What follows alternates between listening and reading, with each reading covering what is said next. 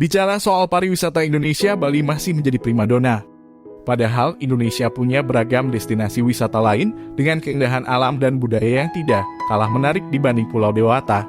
Berangkat dari situlah, sejak beberapa tahun terakhir pemerintah mulai mencurahkan waktu dan tenaga untuk mengembangkan sejumlah destinasi wisata lain di luar Bali.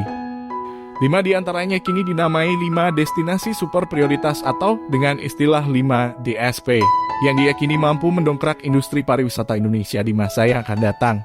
Tapi seperti biasa, sebelumnya bagi kamu yang baru saja bergabung ke channel ini, jangan lupa subscribe dulu channelnya.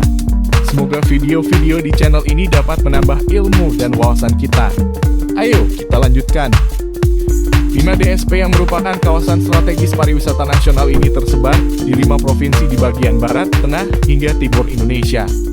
5 DSP tersebut adalah Danau Toba di Sumatera Utara. Danau Toba adalah sebuah danau tertovulkanik dengan ukuran panjang 100 km dan lebar 30 km yang terletak di Provinsi Sumatera Utara, Indonesia. Danau ini merupakan danau terbesar di Indonesia dan Asia Tenggara. Pembangunan di kawasan DSP Danau Toba dilakukan untuk memaksimalkan potensi besar Danau Toba dengan kekayaan alam serta budaya di sekitarnya.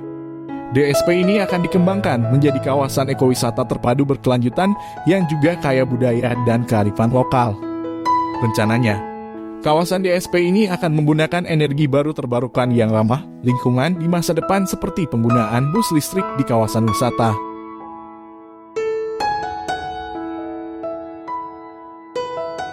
Borobudur di Jawa Tengah.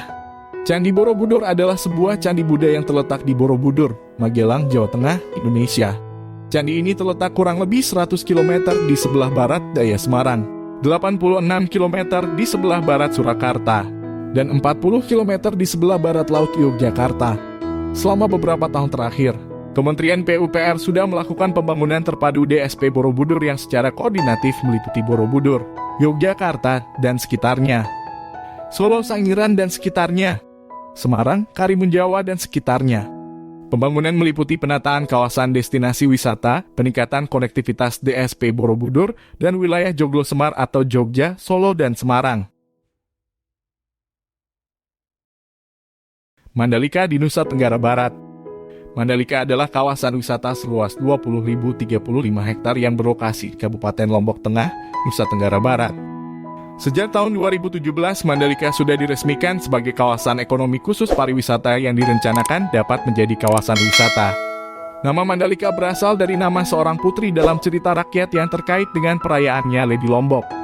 Dalam master plan kawasan, Mandalika akan dibangun menjadi kawasan pariwisata terpadu tepi pantai yang dilengkapi dengan fasilitas dan daya tarik wisata kelas dunia, mulai dari hotel dan resort, area komersial, hingga taman hiburan. Mandalika juga akan dilengkapi fasilitas olahraga kelas dunia yaitu sirkuit internasional dan lapangan golf.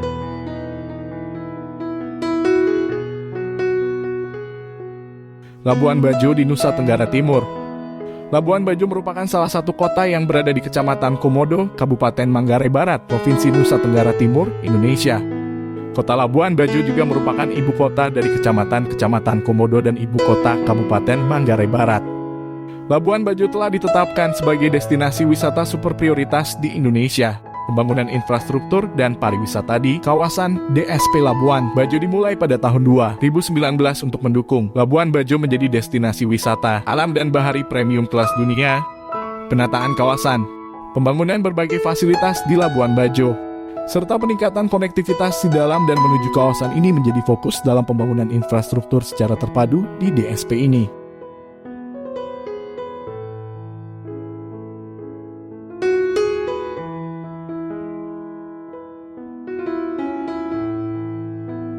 Likupang di Sulawesi Utara.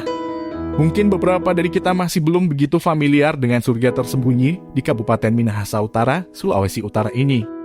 Termasuk fakta bahwa Likupang menyimpan banyak sekali tempat wisata alam yang dapat dieksplorasi lebih jauh. Pengembangan pariwisata dan infrastruktur di DSP ini tidak hanya berfokus di Likupang saja. Daerah destinasi wisata di sekitar Likupang pun mulai tumbuh seperti Manado, Tomohon, Bitung, Tondano, dan Minahasa Utara. Kelima destinasi ini memiliki potensi, keunikan, dan daya tarik wisata yang besar, namun masih perlu banyak sentuhan untuk dikembangkan.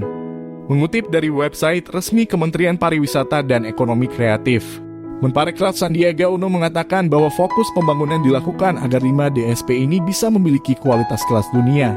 Seperti Bali, pembangunan DSP dilakukan secara komprehensif meliputi pengembangan infrastruktur aksesibilitas, amenitas, hingga jaringan telekomunikasi. Termasuk pula pengembangan produk wisata, perbaikan ekosistem ekonomi kreatif, hingga persiapan sumber daya manusia (SDM) di setiap lokasi.